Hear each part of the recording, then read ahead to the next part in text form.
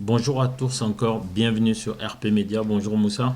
Bonjour Alidja. Je suis encore avec Moussa Mansa et aujourd'hui on va traiter de l'actualité malienne et on va continuer dans la lignée de la dernière émission, donc du dernier podcast.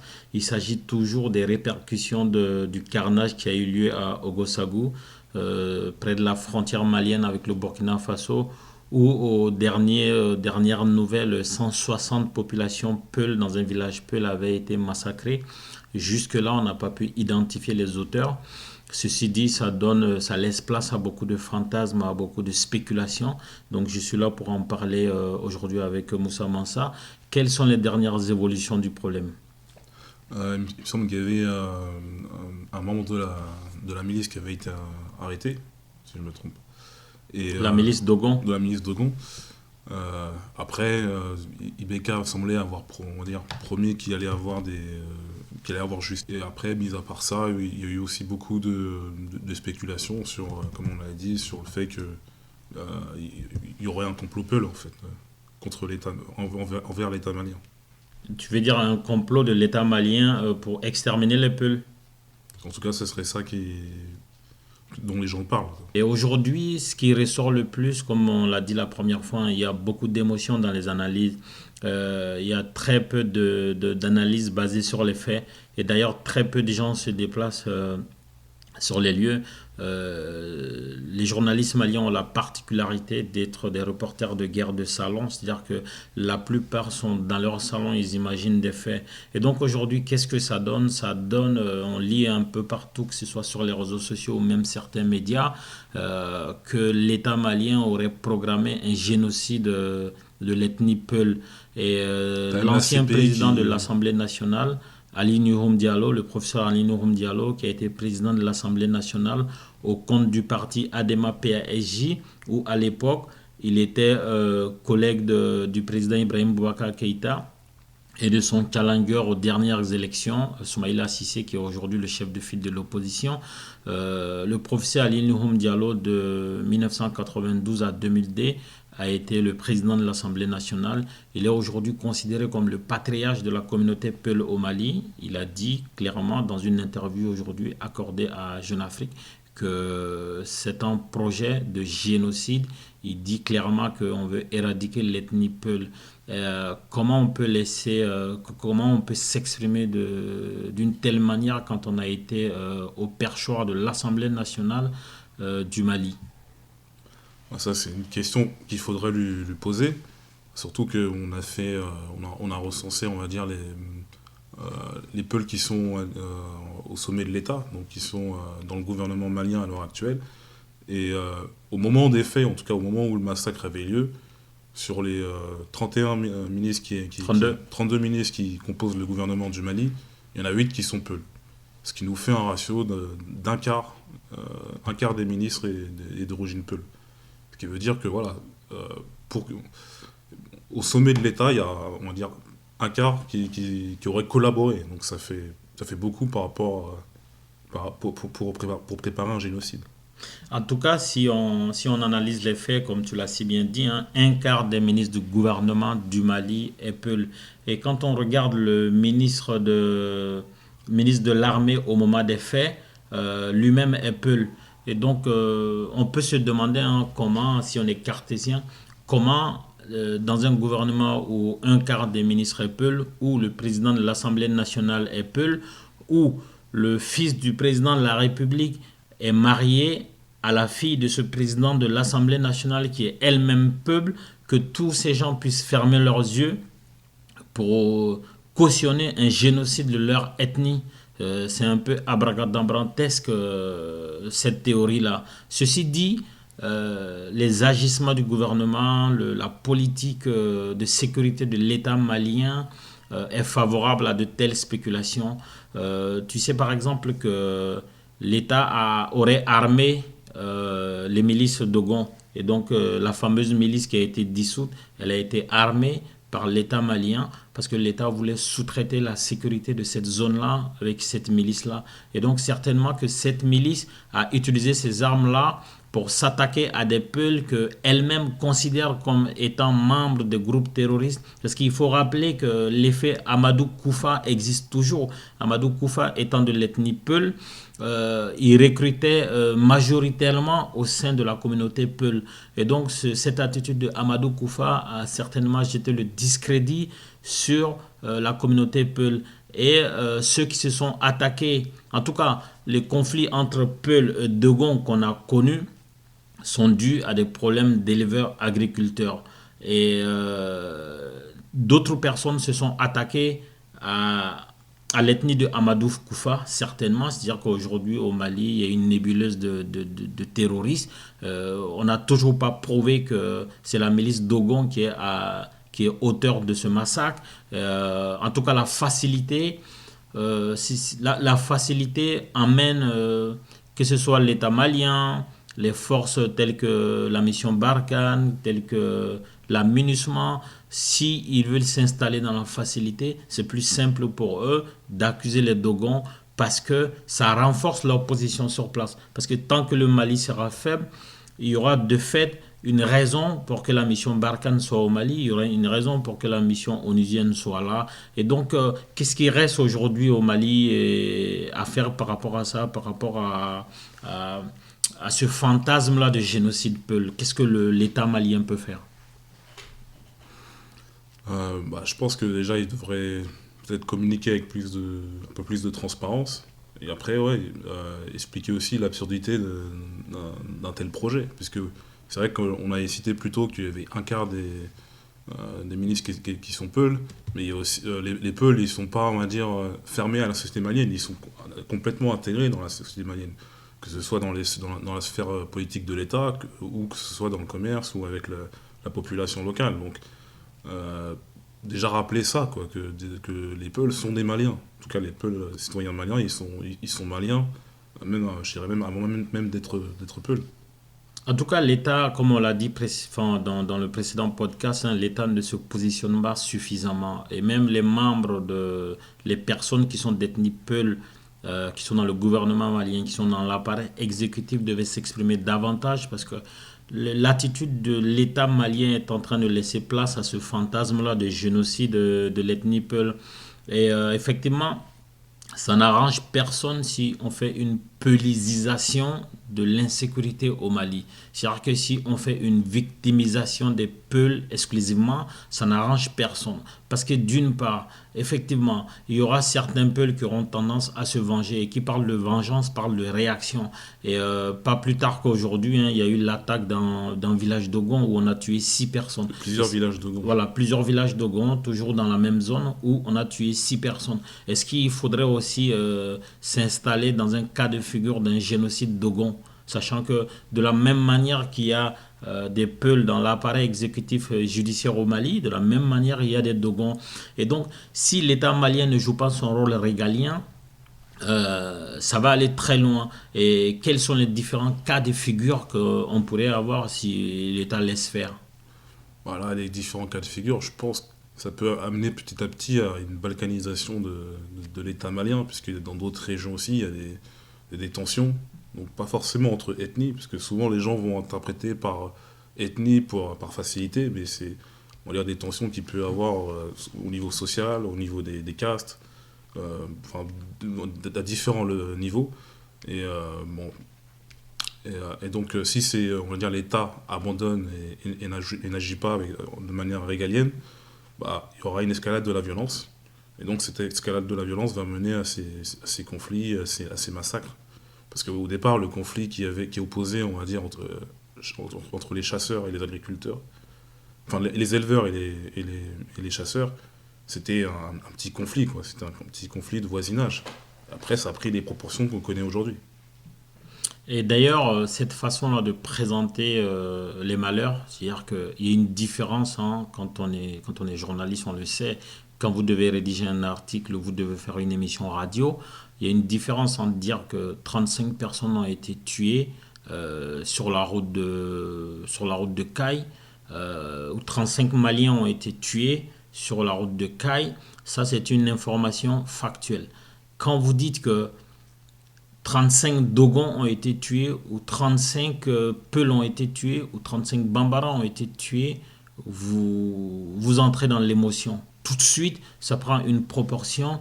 Et il y a certaines personnes dans le monde, dans le cercle intellectuel ou pas, ou des profiteurs, des parasites sociaux. Ces gens sautent toujours sur ces occasions-là. Le mot génocide est un mot qui déclenche très facilement. Le mot positionnement ethnique est un terme qu'ils emploient très facilement.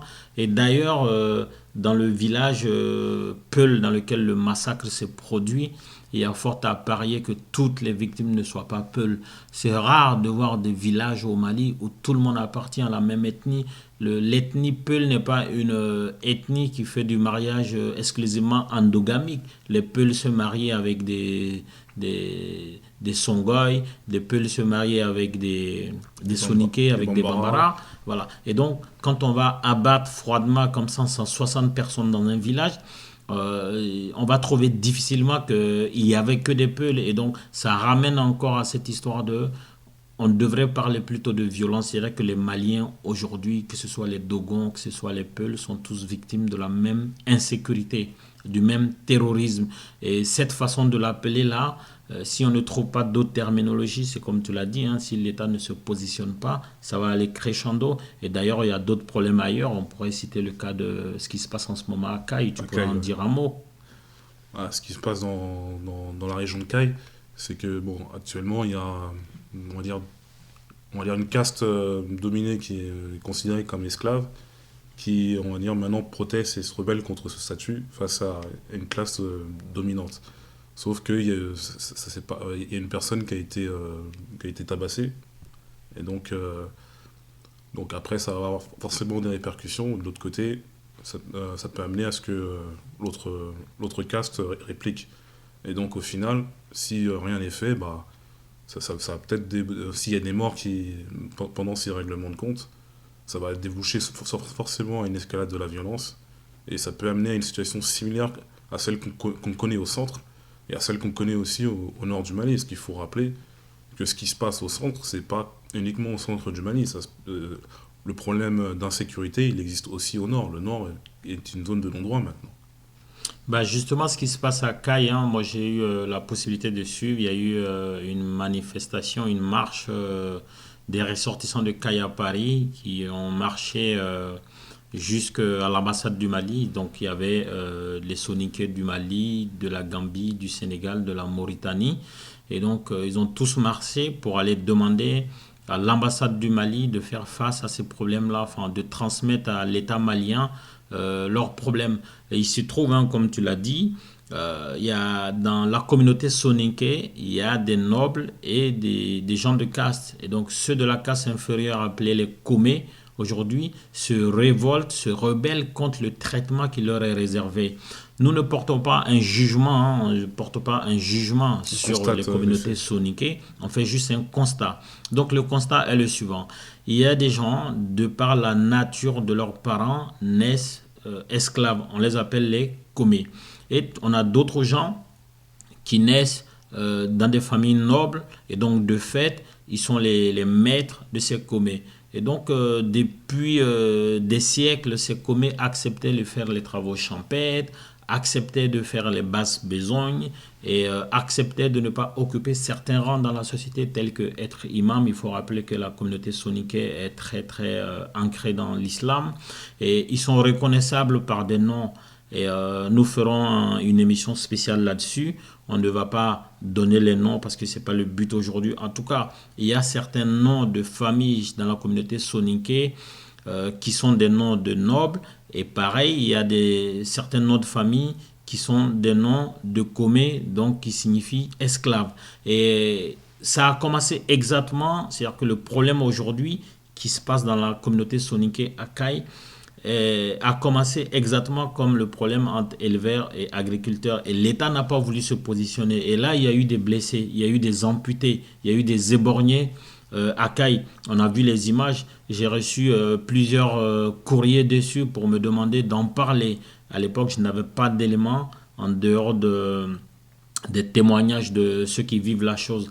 Et c'est tellement délicat que ce n'était pas suffisant pour moi. Et donc aujourd'hui, ça a éclaté aux yeux du monde avec la marche qui a eu lieu à Paris. Je rappelle que depuis 2012, hein, nous couvrons toutes les mobilisations des Maliens. Et cette marche, elle était spécifique parce que les gens qui participaient à cette marche-là sont des gens qui n'ont jamais manifesté, qui ne sont pas dans des associations. C'était des visages inconnus, je ne les connaissais pas. Et ils ont exprimé leur mécontentement, leur incompréhension. J'ai eu des témoignages dans lesquels des amitiés se sont brisées en France parce que des familles communes se sont rébellées. Ils ne veulent plus être traités comme des sous-hommes. Et l'État n'est pas en train de se positionner. Est-ce que ce n'est pas, ce n'est pas le prochain problème communautaire du Mali? Je pense que sans doute ça sera le prochain problème si l'État continue à faire la sourde oreille. Après, l'autre solution qu'on peut chercher, en tout cas dans la mesure de résolution des conflits, c'est de revenir à ce qui existait déjà dans la société malienne, c'est-à-dire les liens qu'on a avec le cousinage à plaisanterie. Les Dogons et les Peuls sont très liés par rapport à ça depuis très longtemps. Ils cohabitaient de manière pacifique pendant très longtemps. Il n'y avait aucun problème. C'est pour ça que c'est absurde de chercher, on va dire, une raison ethnique à ce conflit, parce qu'il n'y a pas de raison historique qui mêle, on va dire, qui crée ce conflit entre les Peuls et les Dogons. En gros, si l'État ne fait rien, le conflit va devenir ethnique. C'est-à-dire que tous les arguments sont là. Aujourd'hui, il y a carrément des articles, il y a des personnalités de premier rang, telles que le professeur Ali Nouroum Diallo, ce n'est pas n'importe qui. Si lui se permet de dire qu'il y a un projet de génocide des Peuls, il faut rappeler juste que quand on sort de ces zones où il y a une cohabitation entre Peuls, c'est-à-dire qu'une cohabitation de par la nature de leur vie, c'est-à-dire que éleveurs, agriculteurs, etc. Si on sort de ce clivage-là, quand on vient à Bamako, on a tous des voisins Peuls, il n'y a pas de problème. Parce que si au Mali, il y avait un projet de génocide, il faudrait qu'on explique à tout le monde. Parce que, par exemple, ma grand-mère paternelle est Peul. Je pense que si tu fouillais dans ta famille, il y a des Peuls.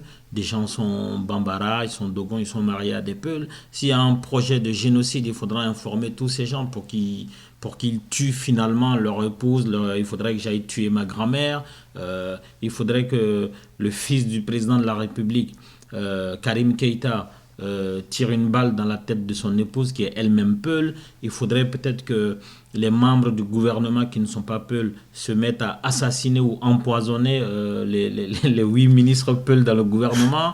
Il faudrait que les députés maliens qui ne sont pas Peul empoisonnent le président de l'Assemblée nationale. Il faudra tuer Oumou Sangaré et il faudra tuer l'ancien gardien de but du Mali, Mahamadou Sidibé. Ça va très très loin cette affaire-là, c'est vraiment absurde. Après, ça va loin, mais on va dire là, je vais être l'avocat du diable. On a déjà eu des conflits où, en tout cas, la personne, ça n'a pas empêché de tuer son voisin avec qui elle était très proche pour des raisons ethniques. Mais je partage ton avis sur le fait que, oui, c'est vraiment absurde. C'est même pas, ils sont intégrés, ils font partie, pour moi, ils font partie du Mali, tout comme le Bambara ou le Soninké. Je me pose même pas la question. C'est pas comme si on était dans un contexte où cette ethnie a été marginalisée. Elle n'est pas du tout marginalisée.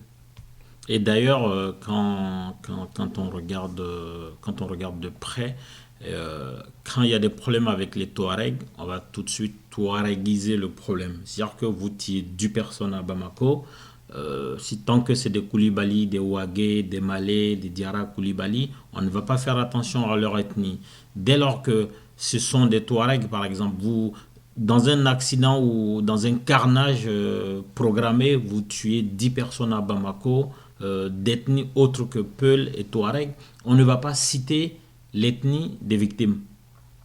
Quand ce sont des Touaregs, tout de suite on va mettre en avant leur ethnie. Si ce sont des Peuls, on va mettre en avant leur ethnie. Et ça, il faut se poser la question de l'intérêt que révèle cette façon d'informer les gens. Après, par rapport au Peul, on va dire, le fait qu'il soit cité, en tout cas en termes d'ethnie, je crois qu'il existe une théorie du complot Peul, Donc, bon, c'était en Guinée, chez nos voisins les Guinéens, il y avait ça. En tout cas, à chaque fois qu'il y avait, on va dire, un problème avec cette minorité-là, bah, dans les pays voisins, bah, il y avait cette théorie, en tout cas, qui ressortait. En tout cas, cette peur qui existe. Maintenant, Ça n'arrange personne qu'on on fasse une politisation de du conflit. l'insécurité au Après, il y Mali en a parce qui que, vivent, je pense qu'il y en a à qui ça profite le chaos bien qu'il y a sûr, aussi. bien sûr, notamment la France, on ne va pas aller loin parce que la France, elle est présente aujourd'hui au Mali de façon officielle parce que on a eu des problèmes. Et quand on sait comment ces problèmes ont été créés, et j'ai lu quelque part que la MINUSMA est en train de renouveler son mandat au Mali. Et donc cette situation arrange la MINUSMA, cette situation arrange la France. Tant qu'on a des problèmes, et d'ailleurs ces problèmes-là, ethniques-là ou communautaires, font déplacer le curseur sur les premiers problèmes des Maliens. Ibeka, il faut rappeler, Ibeka a été élu la première fois pour ramener La sécurité. l'ordre, pour ramener la sécurité et surtout pour D'ailleurs, son récupérer slogan Kidal. à la campagne en 2013, il promettait une sécurité. C'était ça Voilà. son mot d'ordre. Il parlait que de ça. Et au final, bah, en fait, j'ai jamais vu le Mali avec autant d'insécurité dans son histoire. Quand on compte le nombre de généraux dans l'armée malienne, quand on compte le train de vie des membres de l'État, et là, Ibrahim Boubacar Keïta vient de confirmer sa présence à l'investiture de Macky Sall qui aura lieu dans la première semaine du mois d'avril. Et ça veut dire que on est à moins de 15 jours de cet événement-là. Et quand on sait l'importance de la vie d'un être humain, 160 personnes ont été abattues et le président se projette déjà dans une activité festive dans un pays parce que finalement, quel est l'impact de l'investisseur de Macky Sall sur la sécurité au Mali, sur l'économie malienne, sur tout ce que les gens cherchent? Bon, on va demander à nos voisins sénégalais. Bah, parce que le Sénégal doit rigoler quand même. Le Sénégal vient de sortir des terres un aéroport ultra moderne. Ils vont avoir le tramway. Enfin, Macky Sall, on peut dire ce qu'on veut de lui. Il a des chantiers qu'il peut présenter. Finalement, à Ibeka, ce qu'il peut présenter, c'est l'insécurité, c'est la corruption, c'est la clanisation et surtout la division des Maliens. On l'a dit maintes et maintes fois. Ibeka a réussi à diviser les Maliens dans tous les domaines. Aujourd'hui, on est en train de faire, de par la gestion de ce problème-là de Dogon et de Peul ou d'insécurité, on est en train de... Parce que si vous arrivez à diviser les Peul et les Dogon, ça ne va pas s'arrêter là. Si je suis marié à une Peul, je vais me ranger du côté des Peuls. Si tu es marié à une Dogon, tu vas te ranger du côté des Dogons. Et donc moi qui suis Bambara, toi qui es Dogon, on va finir par se taper dessus. Et donc c'est tous les Maliens qui devraient regarder ce problème en face et soit demander à Ibeka de lâcher l'affaire, c'est-à-dire simplement de rendre le pouvoir ou lui contraindre parce que c'est notre vie qui est en danger. T'en penses quoi? Non, en tout cas, je suis d'accord sur le fait qu'il faut éviter d'ethniciser les problèmes qu'il y a, parce que c'est des problèmes de sécurité avant tout. Et après, de rappeler vraiment à une unité, quoi, à l'unité. On va dire le slogan qu'on me disait en 2012, le Mali est un et indivisible, bah là, il est temps de le prouver, quoi. Sauf qu'on n'a pas les hommes pour le matérialiser. On n'a vraiment pas les hommes pour le matérialiser. Après, là où il est question, où je me pose, parce qu'en dehors des influences extérieures qui pourraient profiter du chaos, de l'instabilité du Mali, je pensais plutôt aussi à des personnes en interne, en tout cas qui sont dans le territoire malien, à qui ça profite. L'ex-ambassadeur de France, il rappelait qu'au nord, bah, en tout cas les groupes armés, le MLNA ou la CMA, bah, justement, ils avaient intérêt à ce que ce soit, on va dire, le chaos. Le chaos, puisque au final, si on va dire, t'instaures, on va dire, un gouvernement ou une vraie démocratie, logiquement, ils vont perdre puisqu'ils sont minoritaires. Il faut rappeler, en tout cas, que ces groupes-là ne représentent pas l'ensemble du peuple, même au sein des Touaregs. Et, et Ibeka les mesurettes de Ibeka, ça fait peur pour la suite parce que en tout et pour tout, il a fait la politique de la chaise musicale, donc il a déplacé des gens et comme tu l'as dit la dernière fois, des gens qui ont été formés dans le même moule ne peuvent pas se changer et produire quelque chose de positif. Et il s'est déplacé sur place, c'est trop tard. Et c'est dès le début qu'il aurait dû se déplacer, donner un signe fort, mettre la justice en place. Ça, il ne l'a pas fait. Aujourd'hui, l'appareil judiciaire au Mali marche sur un pied. Il y a des gens qui sont intouchables. Il y a d'autres gens pour 10 fois rien qui sont mis en détention sans procès. Aujourd'hui, il a été clairement prouvé l'impact négatif du coup d'État de 2012 sur l'appareil malien. On a commencé le procès de Sanogo, le procès s'est arrêté, il n'est pas libre et on ne sait pas ce qui va se passer. Et il a placé son mandat sous le signe de la lutte contre la corruption. Et aujourd'hui, il n'y a personne qui est inquiété. Chaque année, le vérificateur général de la République sort une liste de plusieurs milliardaires qui ont détourné, en tout cas qui ont fait disparaître l'argent de l'État, on ne sait pas où c'est. Personne n'a été inquiété et lui-même a dit un jour qu'il ne va pas emmener des chefs de famille en prison. Et quand un président dit ces choses, il a montré ses limites. Il faudrait que les Maliens aussi se respectent un peu parce que certes, on accuse le pouvoir en place, on accuse des forces extérieures, mais il y a la responsabilité des Maliens aussi. Ouais, on est responsable de cette situation. Euh, on va dire, ouais, j'ai déjà dit souvent, maintenant il faut se concentrer sur nos priorités et montrer en tout cas qu'on veut vraiment plus de ça, quoi. Il faut que ce soit maintenant partout dans toutes les régions, aussi au niveau de la diaspora, parce que en France on est quand même assez nombreux, mais lorsqu'il y avait des manifestations, j'étais surpris de voir un faible nombre manifester pour ce type de manifestation-là. Et d'ailleurs, il y a une manifestation ce ce dimanche, ouais. justement pour dénoncer la France-Afrique. Donc, il y aura notamment des leaders de Gilets jaunes, il y aura la communauté malienne. Mais une chose est sûre, c'est que tu l'as évoqué la dernière fois, c'est que les Maliens se sont mobilisés massivement pour des causes qui sont très très loin de notre réalité. Ça a été le soutien à Kadhafi, ça a été des mobilisations contre la une de Charlie Hebdo. Ça a été, bon, ça n'a pas un impact direct sur nous, en tout cas ça ne nous empêche pas de respirer. Et il y a eu une mobilisation pour la Palestine. Il y a des choses comme ça. Ils vont remplir le stade pour écouter un prêche qui ne leur apporte rien finalement, parce que les prêches n'empêchent pas les Maliens d'être tués tous les jours. Ils ne peuvent pas empêcher l'insécurité. Et, aujourd'hui, ils se sont partagés entre les différents leaders religieux qui les endorment finalement. Donc ils savent se mobiliser. Finalement, il faut qu'ils arrêtent de se mobiliser pour des raisons bénignes, et qu'ils se mobilisent pour des vraies raisons, dont le redressement de l'État. Soit ils imposent au président Ibeka de mettre les bonnes personnes aux bonnes places, de prendre les bonnes mesures à la place de mesurettes, ou qu'il s'en aille, ou parce qu'on ne peut pas se cacher derrière la démocratie, des élections chaque 5 ans, pour permettre ce type de choses. Est-ce que tu penses que les Maliens ont la maturité suffisante pour réclamer le départ du président Ibrahim Boubacar Keïta? En tout cas, je l'espère surtout. Je ne sais pas s'ils l'ont, mais j'espère en tout cas. Par le passé, ils l'ont montré, en tout cas en 92, lorsqu'ils ont pu chasser le précédent dictateur Moussa Traoré, qui porte mon prénom, mais je ne suis pas dictateur, je tiens à le préciser.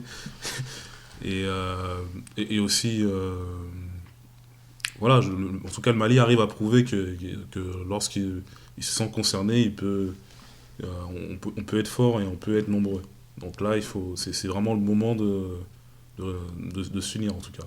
Et je tiens à apporter aussi un message aussi d'apaisement important, comme on l'a dit, justement de ne pas ethniciser le conflit pour ne pas, on va dire, avoir un rapport biaisé avec une personne d'une autre ethnie, notamment parce que voilà, comme je l'avais craint, le massacre qui avait eu lieu dans le village Peul a amené, on va dire, à une contre-attaque.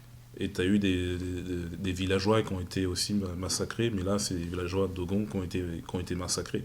Donc là, il faut qu'on arrive à apaiser les choses et mettre fin à ce cycle de violence.